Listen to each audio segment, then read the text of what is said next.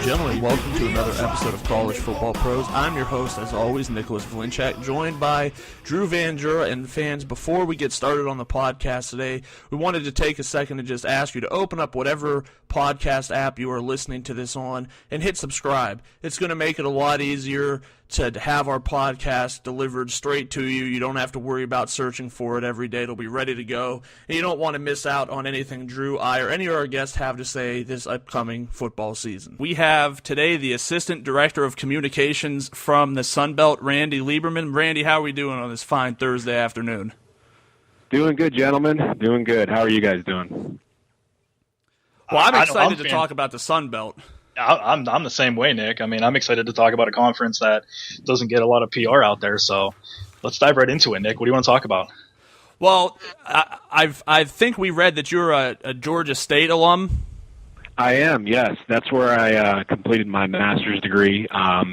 Spent 2 years there as the graduate assistant, which is, if you follow Georgia State, it's a very interesting time for them right now with how they're kind of beginning their whole football process. And when I was there from 2011 to 2013, it was pretty much in the infant stages of that football program. I mean, Bill Curry was still the head coach there, and they were going into my first year there. They actually played their first year as a CAA conference member, and they played a full CAA schedule. My second year, it's funny, I was actually at the press conference where they, announced that they were going to the Sun Belt Conference, but my second year was when they started making the transition to being in the Sun Belt Conference. So Georgia State was a fun time, got to see some good basketball. Ron Hunter's first year was my first year, and it was a good place to get my master's degree from and work in the communications department there. Learned a lot there.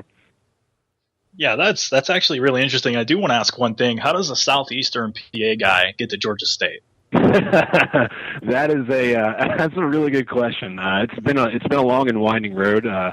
My undergraduate was the University of Pittsburgh, and honestly, I'll be honest with you. When I was in college, I mean, I wanted to be kind of the next, Seth Davis per se, the national correspondent who covers college football, college basketball. He gets some face time, but is known more for the writing. That's really what I want to do. And I was in the newspaper industry for a while, and once I did my internship at the Pittsburgh Post-Gazette, and I saw how bad the newspaper industry was going down the tubes, and so I said I didn't want to get into that. So I decided, I want to be in the sports PR industry. I sent emails to every single Division III and Division II college in Pennsylvania looking for a job. I got 3 replies. One of them was from Washington Jefferson College, is a Division III school. Started there, and then next thing you know, a GA spot at Georgia State opened up that they had previously offered to someone, and that person turned it down, and I was the second choice, and that's how I got to Georgia State. So I got to ask the question, being a Pitt alum, are you still a big Panthers fan? Oh, yeah, no. I mean, especially now, seeing the ins and outs in college athletics, being in a Division I institution like Georgia State and now being in a conference office, I still follow what, Pat Narduzzi is doing there with his social media campaigns, and, I'm starting to get really irked by what James Franklin's throwing us under the bus for sometimes, but yeah, I still follow it, and, Pitt basketball's kind of been underachieving the past couple of years, but hopefully Jamie Dixon can get it back rolling here. So I have to do this, being that Drew and I are from Northeast Ohio. And oh, boy. I am a Youngstown State alum and actually pursuing my master's degree there. And it just so happens that we meet just a month from now on a beautiful sunny Saturday afternoon. And I hate to tell you, with Tyler Boyd shelved, I don't think the Panthers are going to be able to handle the Penguins. I couldn't even say it with a straight face. I should have said Youngstown State. I'll be honest, man. I mean, it's been a tough time being a Panthers fan. I mean, I've seen them lose to more underqualified teams, underqualified programs than I can ever. I mean, I can't even make some of this stuff up. Coming in, I remember my sophomore year in college, we had LaShawn McCoy, and we were ranked number 25 in the nation. The first game we lost to Bowling Green, And it was just from there on, it's been a whirlwind of just seeing how Pitt's been underwhelming on the football side. So hopefully Narduzzi turns around. Youngstown today, I know with Pelini coming back, there's a lot of excitement there. And I think it'll definitely be interesting. I really think that that's going to be a much closer game, and obviously I think there is a little bit of homer aspect to my belief, but I think that's going to be a really fun way for both teams to kick off the season. So just moving right along with... And y'all, wait, hold on a second. You didn't even get a chance to say that Youngstown State already beat us like 3 years ago. You didn't even mention that. I'm surprised. Well, I mean, all the teams we beat, it's just so tough to keep track of. Yeah, right, yeah. I mean, that is until too much, right, Nick? That is until we get to our own conference play, and we've completely fallen apart the last couple of years. But that's a story for a later time. Hopefully, that's what the hope is. I mean, hopefully Pelini could come in and kind of transform this program to a team that can play past, October. Yeah, so we'll see. Good tradition there, though. Very good tradition.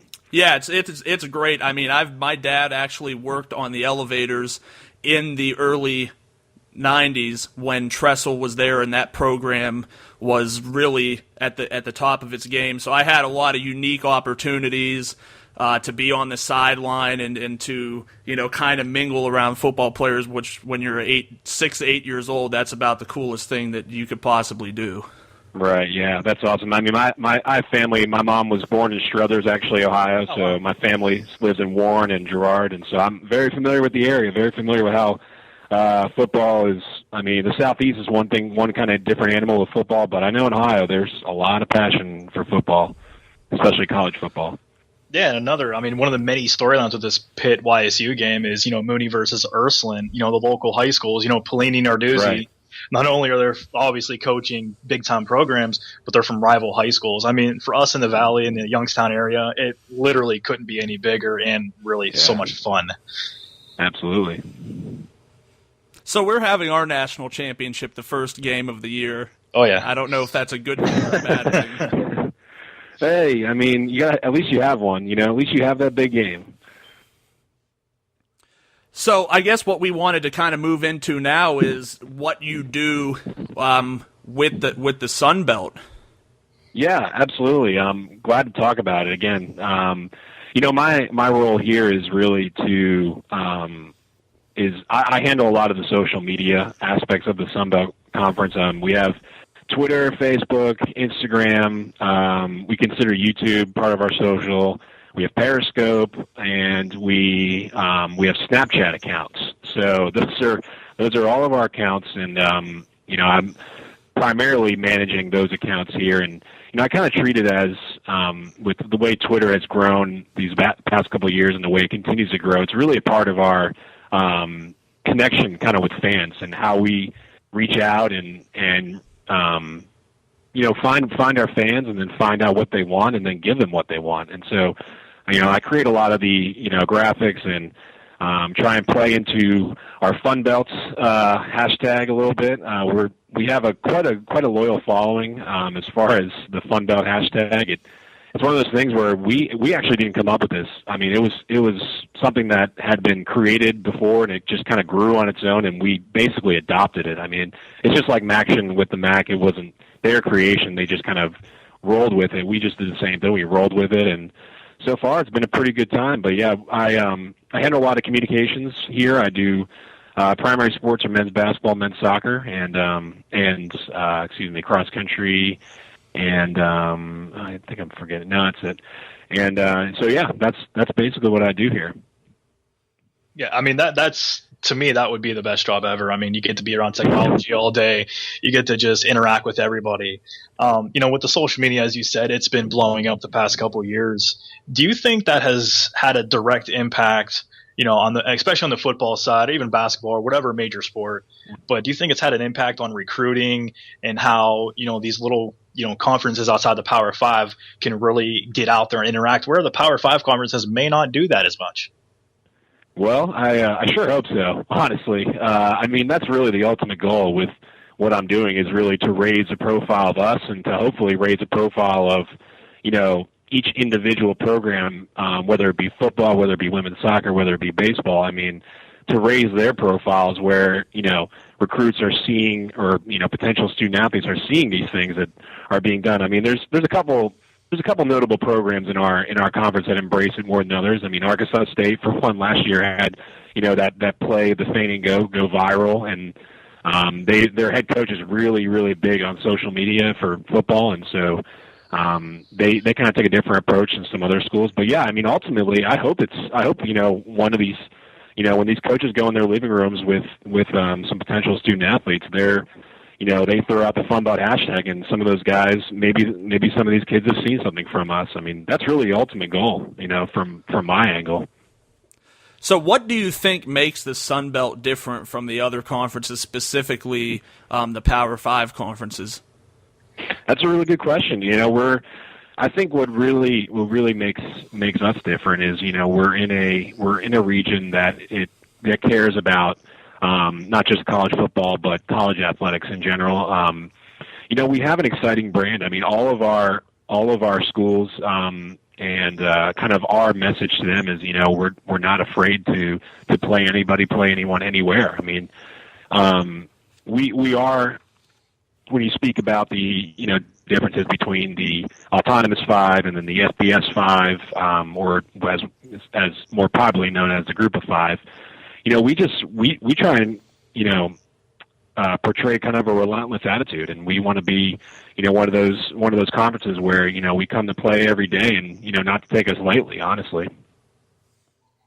I mean, and that can't be illustrated more, with teams moving up from the 1AA or FBS level, their FCS level, I apologize, with Appalachian State, Georgia Southern, Georgia State. Looking at the Sun Belt, team, geographically, honestly, this is all over the nation. I mean, Idaho to Texas to Alabama. So, I mean, the conference footprint is everywhere. Talk about for a second, these teams that have moved up and then have had pretty much immediate success with Appalachian State and Georgia Southern. Can it be attributed to anything? Whether it be the conference or the coaches, or do you think, it has a chance to really, keep going?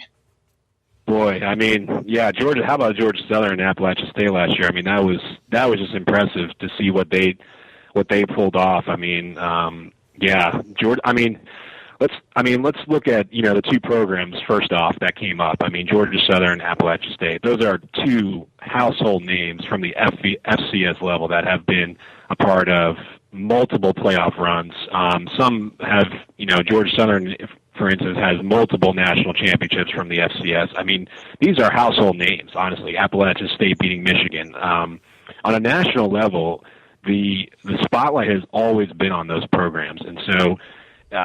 For them, it wasn't so much, this big, kind of jump up as far as the profile goes. Their profile was still relatively high. It was just Georgia Southern. I mean, they were just a big unknown coming into last year with, having head coach Willie Fritz coming in, brand new coaching staff, returning student athletes. You just didn't know what scheme they were going to run. There were so many unknowns with them, and to have them come out of nowhere was really one of the biggest storylines from our conference last year, and to see them win the conference, not only that, but in their first year, I mean, it was a remarkable story. To your question, I mean, it's really having their ducks in a row. Honestly, I mean, coming up from the FCS level, Appalachian State and Georgia Southern were ready. I mean, it was not a question of if we can do this. It was a matter of time before they were going to be pursuing this, and you saw from how they jumped up, and Appalachian State winning, I think it was 6 in a row to close the year, was just remarkable too. So again, I think they were more than ready to make the adjustment to playing at the FBS level, and I think that's what really attributed to them having immediate success. Right. Do you Nick, go ahead. I just wanted to piggyback. I apologize. I didn't mean to interrupt you, Nick. App State, Georgia Southern were bowl eligible, but they weren't allowed to go bowling because they, first year in the FBS level. I mean, right. do you think that's fair? I mean, I personally don't. I personally think if you come up to the Division I level, FBS level, you should be why is there a waiting period to go to bowls? I mean, you should be rewarded for coming up, correct? Or am I completely off base here? Right, it's an NCAA rule. The transition to FBS is 2 years. They actually applied to get a waiver, and were denied the waiver. But it's an NCAA rule. Honestly, that comes down from them. So there was a lot of. I mean, that was one of the cool things was that Georgia Southern and App State were bringing up discussions like what we're having right now. Is like, is that rule fair, and is it something that needs to be looked at going in the future?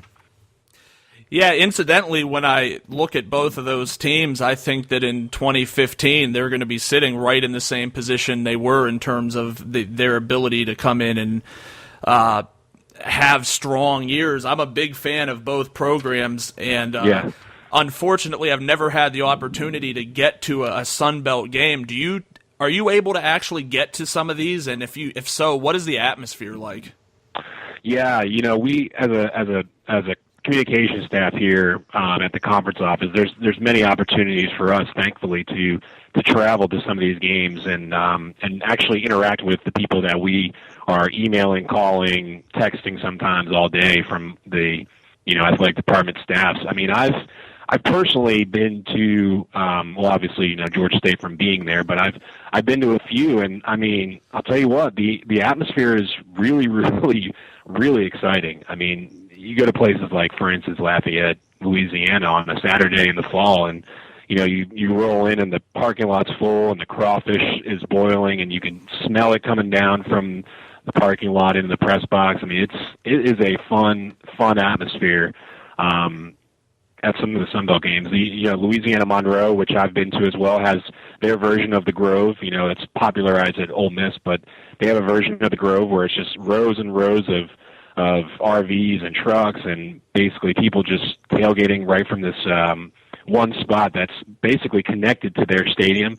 And so it's really cool because the players will walk right through. All the student athletes and coaches will just walk right through the Grove, high-fiving before they go into their locker room. And another place that I've been to was South Alabama. I mean, last year they hosted Mississippi State and sold out the place, and it was an electric atmosphere pregame. For them, they unveiled these red jerseys, and the place was really going crazy. And honestly, we get some great crowds at our places, and it helps that some of our schools scheduled the Mississippi States to come in, and this year at Arkansas State has Missouri coming into its stadium. And again, it's a really cool atmosphere to be at. You're in the Southeast. People are going to be, real nice and cordial to you. So it's a really cool atmosphere at all of our games. Yeah, I mean, you mentioned the atmospheres of these teams and the fan bases are just, very fanatical. Just real fast, give us your thoughts on this coming season. Can Arkansas State, stay at the top? Georgia Southern. What do you think? Yeah, it's going to be fun. Unpredictability is kind of our claim to fame. I mean, last year is a perfect example of that, just having the topsy-turvy standings from, the preseason poll to where it ended up being. There are plenty of teams that can win this league. The Georgia Southern goes in as the obvious favorite. But again, South Alabama was picked in the mid-range, but they also had a first-place vote. And so, again, that goes to show you that there are a couple teams that I think that will, once the conference season starts, they'll distinguish themselves. And, you have to look at the favorites: Arkansas State, Louisiana Lafayette, Appalachian State, Georgia Southern. Those have to be the real contenders for the league title. And then, the kind of the next tier or so kind of going down is, you get into your South Alabama's, Louisiana Monroe's. I honestly think Louisiana Monroe has a chance to really surprise some people with Todd Berry coming back and calling the offense again. I mean, you might take us back to the fun road days where he was, with Colton Browning running around and throwing a left-handed quarterback and when they beat Arkansas and all that. But again, Appalachian State is they're in a position that's basically unheard of in college football, where they have 20 guys returning from the previous year's team and are starting this year, which is relatively it never happens basically. Arkansas State is another good team. They got one of the best quarterbacks in our league, Freddie Knight, returning. Georgia Southern, again, their rushing attack is just phenomenal. Last year, they were steamrolling teams on the ground. And Louisiana Lafayette, they got a great team returning. You don't know what their quarterback situation is going to be, and so again, I think there's definitely a conference title up for grabs with any of those teams. Yeah, I mean, this conference, it really gets me excited. I think the Georgia Southern offense with Kevin Ellison, Matt Breida, and Alfred Ramsby, I mean, it was such a dynamic and fun offense to watch last year. I remember tuning in at every opportunity to watch them because it was just a constant show. And, I mean, just having some ridiculous stats built up by the end of the year. I think Matt Breida was averaging 8.7 yards a carry by the end of the year. That's just absurd. That's so ridiculous. That's like a Madden number. Right. So, yeah, Drew, do you have anything else you want to add? I mean, I think I know right fast, let's I know we're a college football podcast, but, I just want to, if we can ask a basketball question real fast. Please do, yeah. Georgia State, obviously, last year had an amazing run. Can they do it again? Or is there another Georgia State from the Sun Belt? We have. I mean, I'll tell you what. Anytime I travel a lot for our men's basketball games as well. We have 2 games every year in February that are on ESPN2, and the one consistent thing I've noticed from year 1 and year 2 that I've been here was the broadcasters will come up to me afterwards and say, "Man, this league is great," and they'll say, "This is the most underrated league I think I've seen as far as the mid majors go." And I mean, we really do have some good talent in this league as far as men's basketball goes. Sean Long, I don't know if you guys know from Louisiana Lafayette, he competed on the U.S. Pan American team this summer, which is great. And his head coach Bob Marlin was one of the most successful in the Southland Conference before he moved up to Louisiana Lafayette. The guy, speaking of coaches, Texas State has Danny Casper, who was Stephen F. Austin's head coach for a long time, really built them up into prominence. And, I mean, one of the biggest storylines last year was just the turnaround and the overall 4-year kind of direction of Louisiana Monroe under head coach Keith Richard. I mean, going from where they had APR sanctions that limited them from scholarships and opportunities at practice. I mean, now they're right on the precipice of becoming one of the elite teams in the Sun Belt. And Georgia State, you can never count them out. I mean, Ron Hunter is going to get student athletes from wherever he wants. He recruits like a madman. He usually brings in a couple transfers per year that will add depth and value to his roster.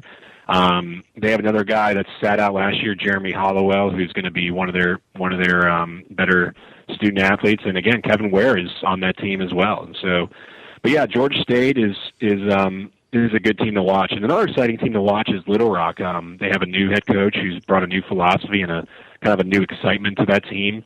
And they're going to be fun to watch. And Scott Cross at UT Arlington plays real up tempo. They like to get after it, and they have a lot of athletes on their squad. But yeah, I mean, who knows? I mean, it's another one of those things where last year it was a big unknown as far as what Georgia State could bring to the table. They lost a few conference games, and a couple teams were able to surprise them even on their home court. And again, you really do have to catch lightning in a bottle to do what Georgia State did, and hopefully we can do it again. Honestly. Yeah, well, it's a fun conference all the way around. The Fun Belt is a very appropriate term for this conference because you look at all the sports, you look at everything. It's a fun conference to watch. It honestly is. Yeah, I mean that was one of the things. I was actually on my phone when Georgia State was beating Baylor, and people started tweeting Fun Belt right away when RJ hit that shot and Ron was falling off his chair and whatever was going on, but. Yeah, that hashtag made a big appearance when that happened. Well, it's been really fun and exciting talking about the Fun Belt. I mean, it's so exciting that football season is so close, and yep. I just have to let you know that on that fateful Saturday afternoon when the YSU Penguins put the final nail in the coffin of the Pitt Panthers, I will be tweeting you endless Nelson Muntz ha-has to just let you know. I'll be thinking about you. I'll be thinking about you while I'm in our kind of semi command center watching a couple of Sun Belt games. I'll probably have to pull that one up though at some point and and tune in just to see what's going on with the new Panthers under Narduzzi. It's a spit shot. I've considered just going, to be honest with you. It's an hour away from here, so I might. I don't know. Are you guys in Cleveland, or where are you guys at? Youngstown. Okay, so you are in Youngstown. Okay. Well, like I said, we should do a live podcast from the Pitt Stadium. How about that? I think that'd be fantastic. Wearing all of our YSU garb. Yeah. That'd be great. Well, it's been great awesome. having you. I think that, definitely would like to try to get you back on the podcast in the middle of the season as things start to unfold to kind of get an update with what's going on. Is there anything else you wanted to add? No, I mean, yeah, you said it yourself. It's an honor to really work here and to represent such a fun brand. Honestly, I mean, it's going to be an unpredictable year in the Sun Belt for football wise. I mean, it'll be fun to see how it all shakes out with all the storylines we have going in. And yeah, appreciate you guys having me.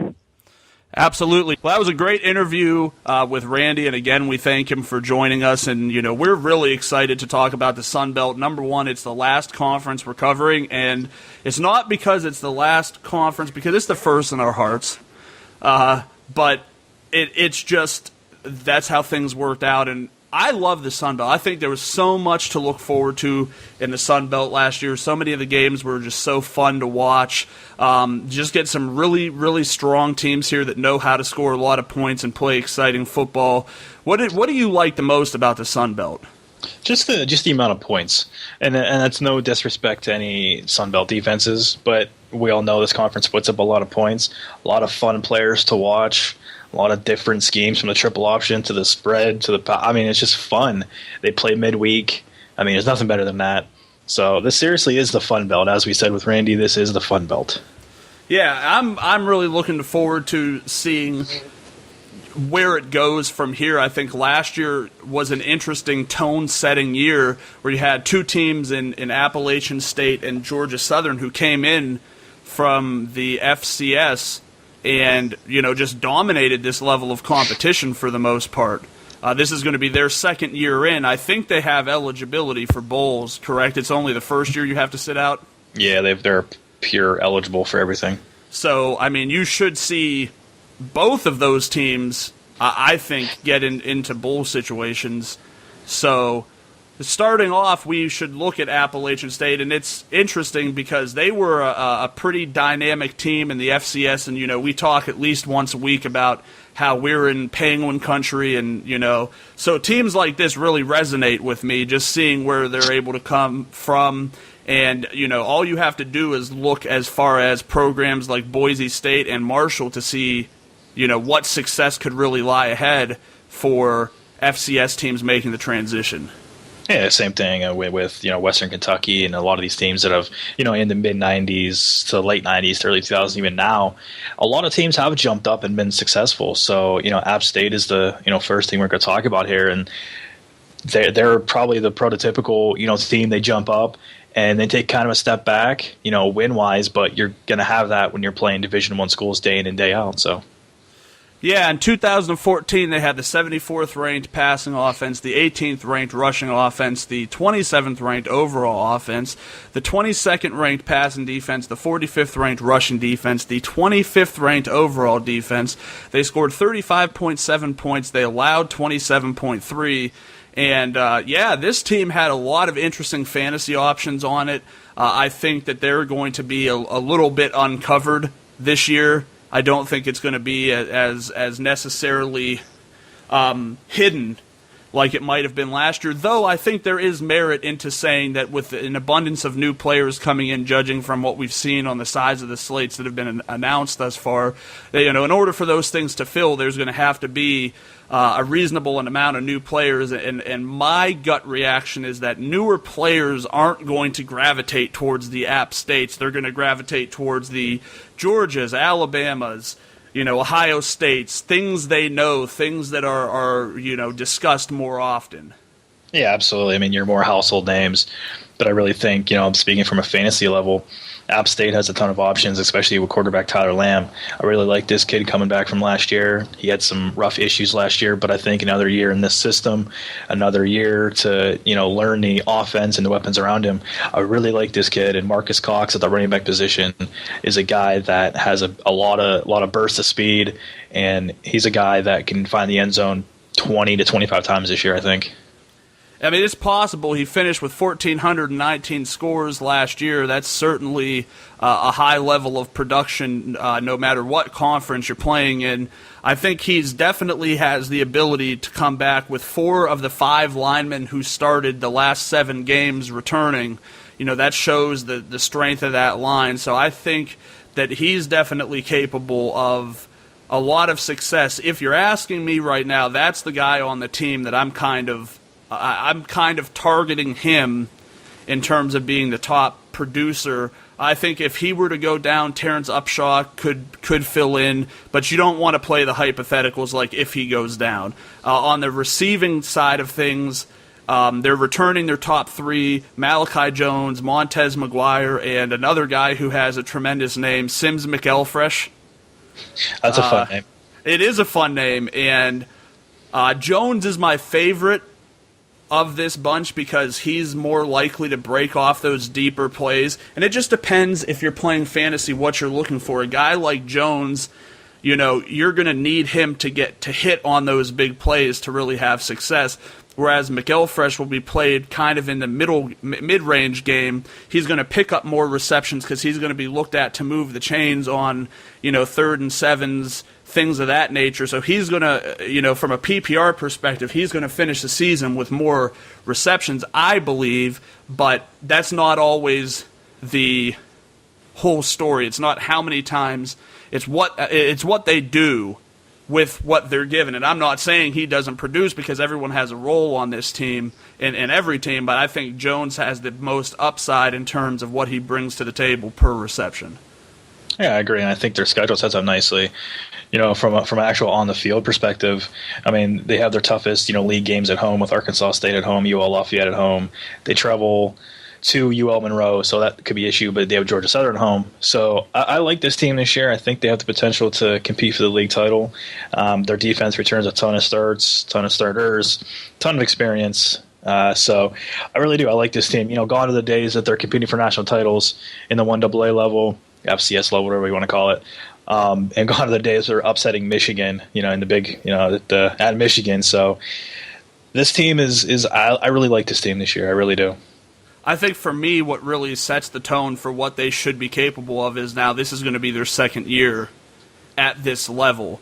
And it doesn't maybe seem like it's much, but they've had a year of experience and understanding how the pace of the game changes at this level. And I think the coaching staff and the players, because let's face it, this is a team that's returning basically all of their weapons. So they will have adjusted to the pace and how things move at this level of competition. And they could very sneakily be a very, very strong team this year. I don't think either of us would doubt that. Absolutely, I totally agree with that. This is a team that definitely going bowling this year in their second year. Moving on, we'll go to Arkansas State, who in 2014 had the 40th ranked passing offense, the 27th ranked rushing offense, the 20th overall offense. They had the 45th ranked passing defense, 105th ranked rushing defense, the 85th ranked overall defense, 36.7 points scored, 30.5 points allowed. Here's the first thing I'll say. You see that rushing defense at 105.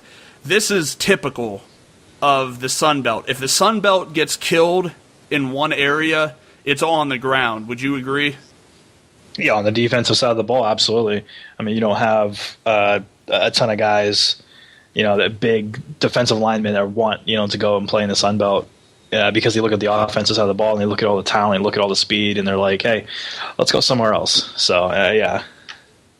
Absolutely. Freddie Knighton will come back in 2015 after a solid 2014 campaign. He's definitely one of the more exciting players in all of college football to watch. I feel like he's going to be featured more prominently, and I'm really excited to see what he's capable of this year.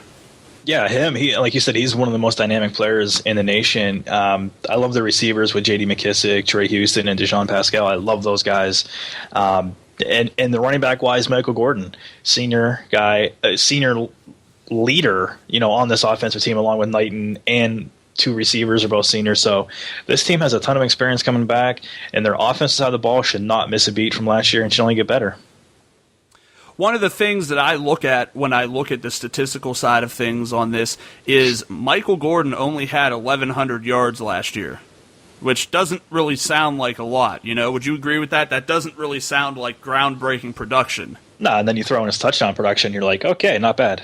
But what I was going for was he averaged almost 7 yards a carry. So then when you look at 1,100 yards and 7 yards a carry, you're talking about a guy who was doing more than what he needed to do with the production level that he was given. And if that's sustainable, if that 7 yards a carry is sustainable, with the offensive line returning 3 starters plus 2 strong junior college transfers, I mean, if they give him more towards 200 carries, or if he's able to eclipse that, I mean, you could be talking about a guy who's sitting at 1,600 yards and 18 to 20 touchdowns, if that's what they want to do in terms of adjusting his production level.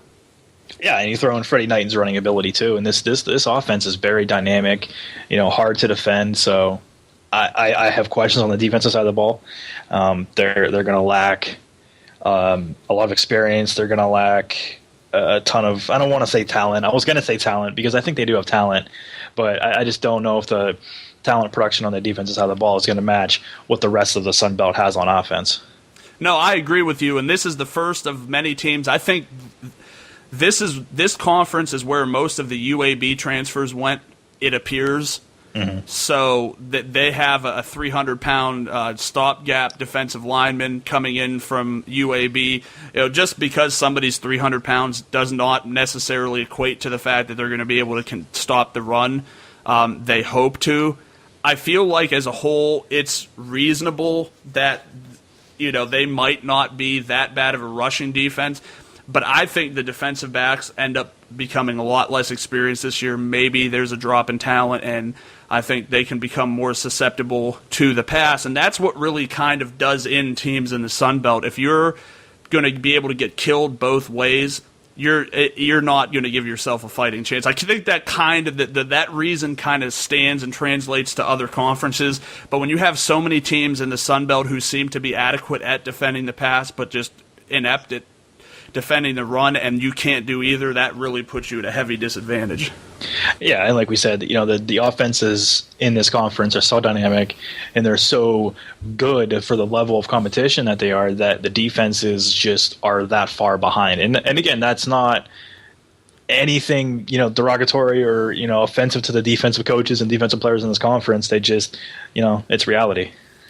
It really is. Moving along, we will go to Georgia Southern, who had the 4th worst passing offense in 2014, but they had the number 1 rushing offense. For the 16th overall offense, they had the 82nd ranked passing defense, the 49th ranked rushing defense, the 57th ranked overall defense. They scored the 10th most points in the country at 39.1.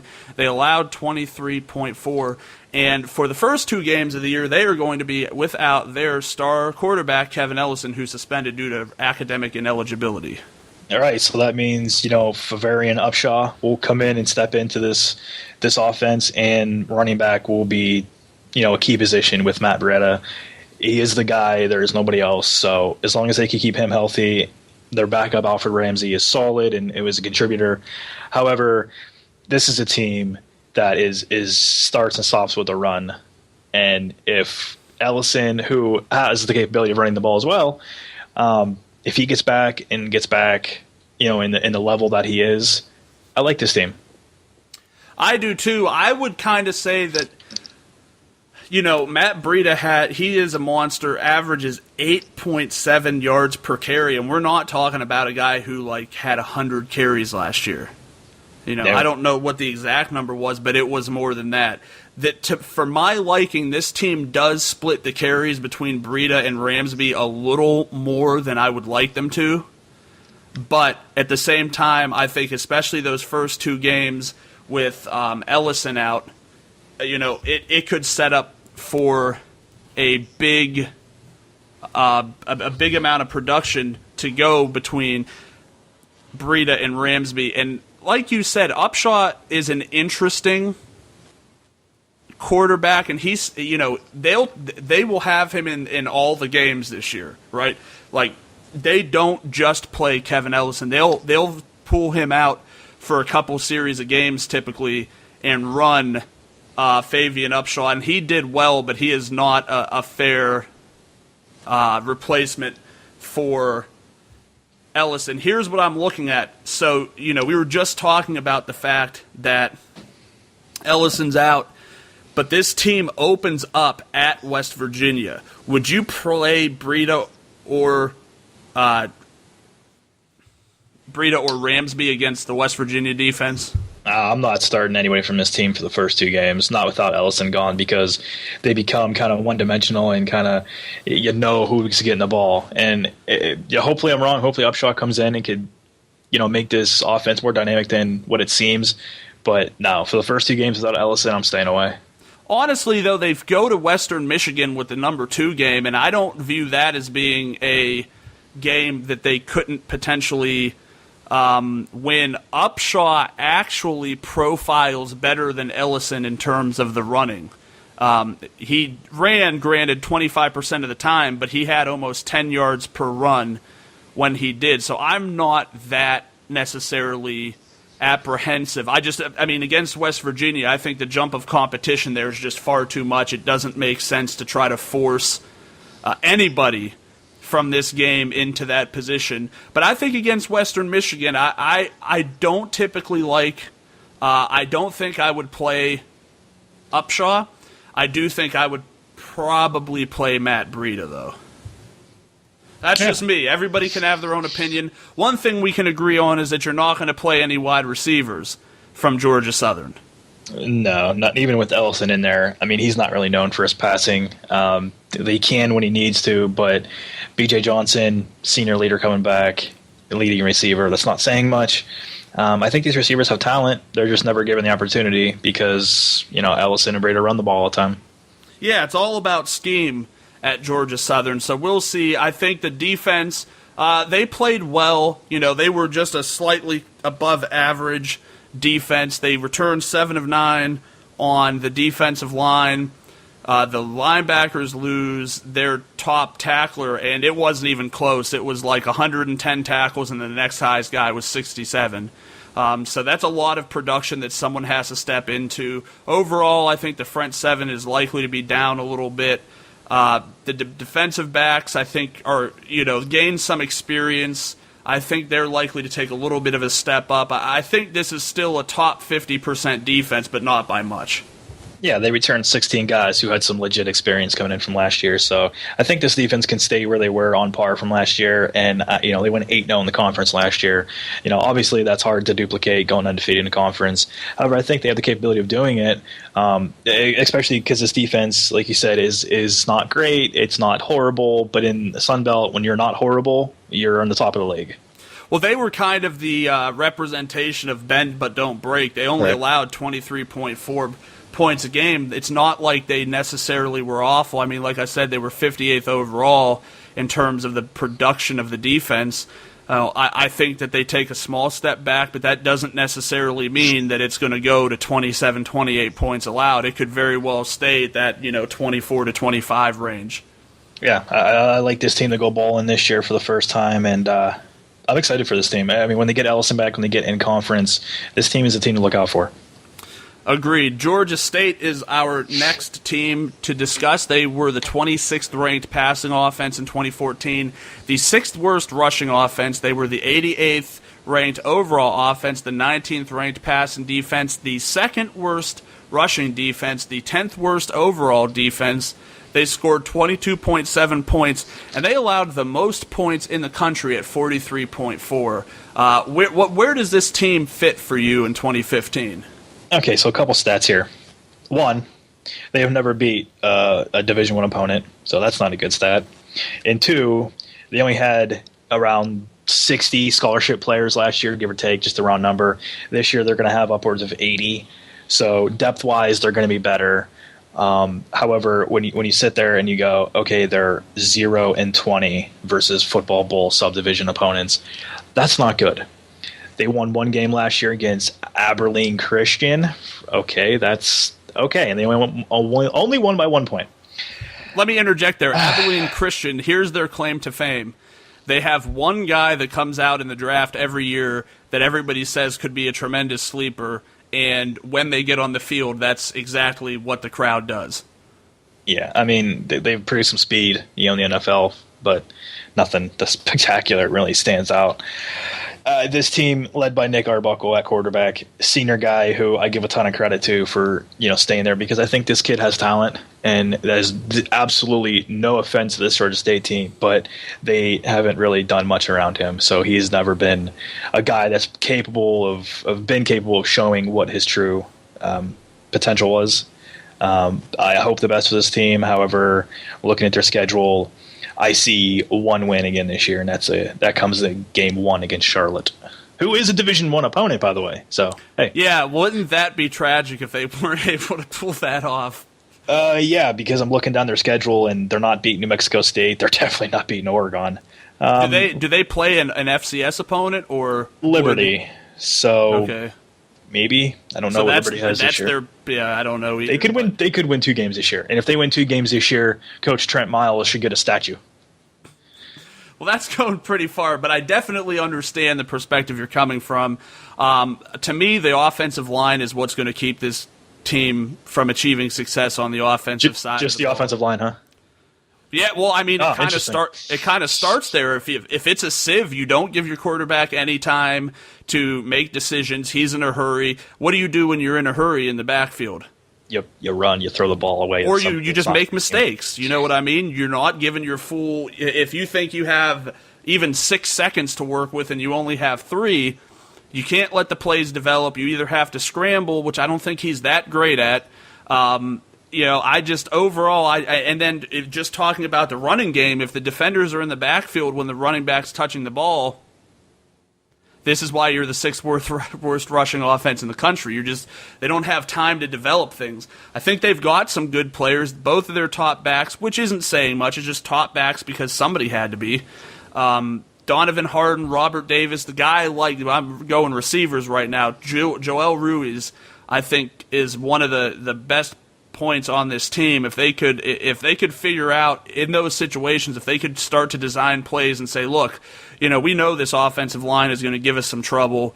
We need to design some, mid-range plays to just try to move the ball. I think he's the guy you kind of look at. On the defensive side of the ball, they're returning a lot. They actually are returning all of their players. The defensive line's returning their 2 deep.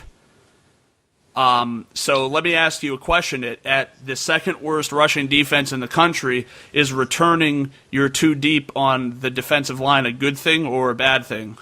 I mean, like I said, it's depth. I mean, you return a lot of guys and you add a lot of guys, whether it be JUCO transfers, and they added a pretty decent skill set guy and running back Ontario Bateman from California, JUCO guy. So on the defensive side of the ball, though, I see what you're saying, that, you returned it 2 deep. However, does that mean anything? No, I don't. I don't think it does. If they're bad, they're bad. And again, that sucks to say, but if they were almost at dead last in rush defense last year, I don't see any reason why they shouldn't be there again. I'm in agreement. Moving along, let's go to Idaho, which is something that nobody ever in the history of mankind has ever said before. Let's go to Idaho. Who said that? Do you want to go to Idaho? They got good potatoes. I like French fries. So. They send them here. Yeah. So it's not like I could you go need fresh to go potatoes. there.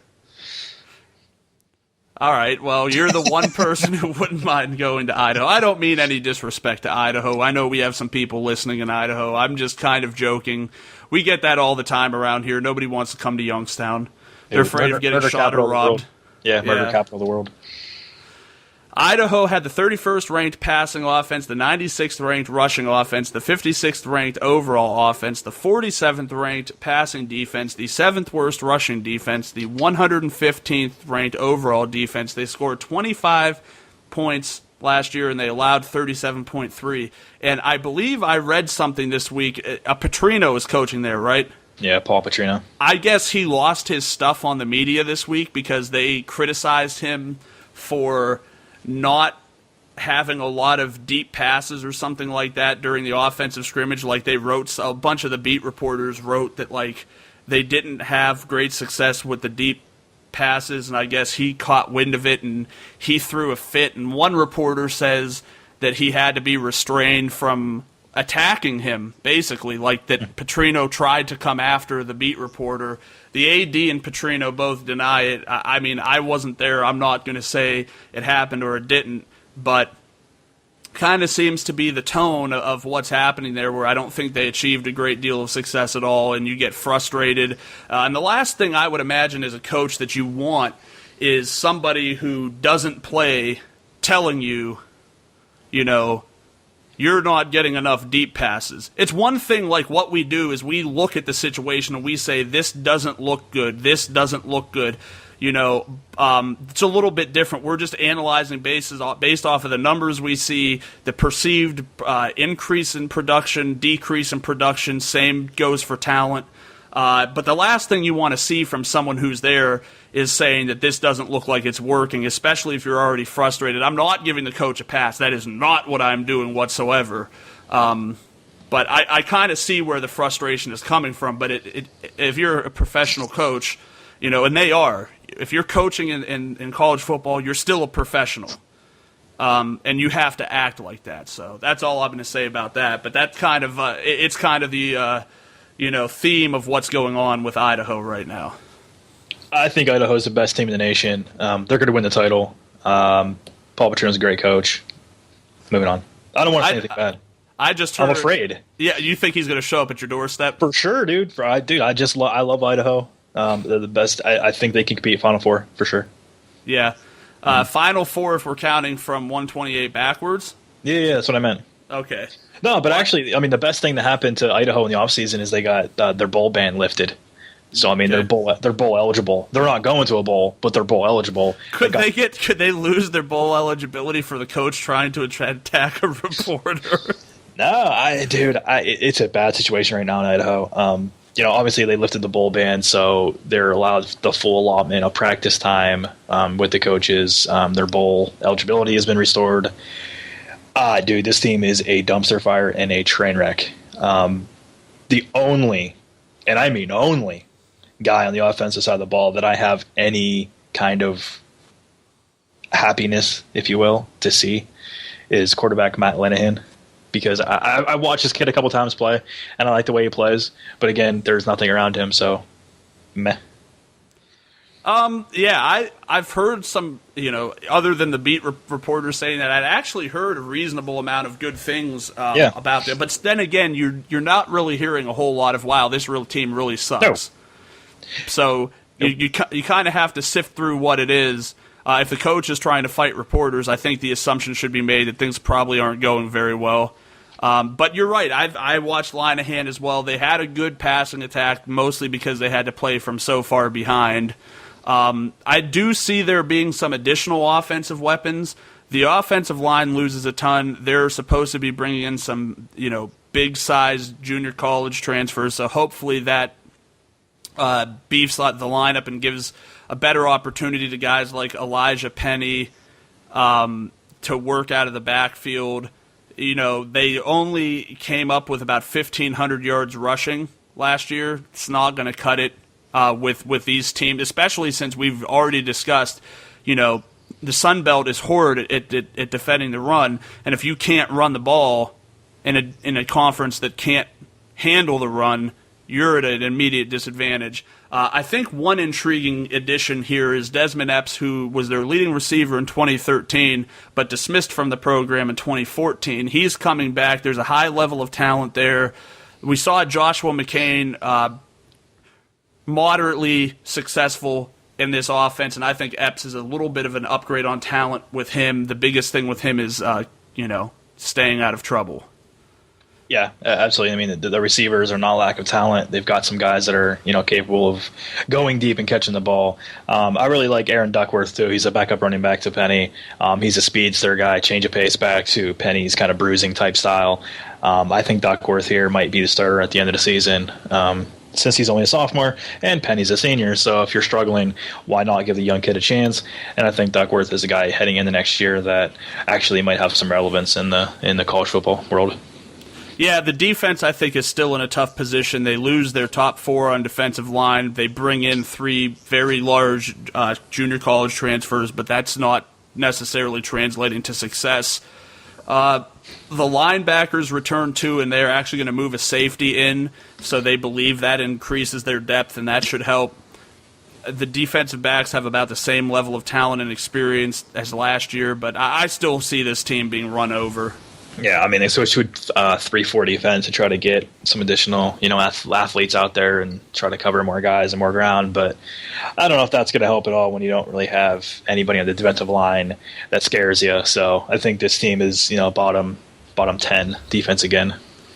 If anyone wants to discuss what they've heard about the Sun Belt with you today, Drew, where can they find you? You can always find me on Twitter at CFBProsDrew. And if they want to talk to you, where can they find you? You can find us on Twitter at CFBPros, on Facebook at College Football Pros, and online at www.cfbpros.com. Join us tomorrow as we finish up the Sun Belt.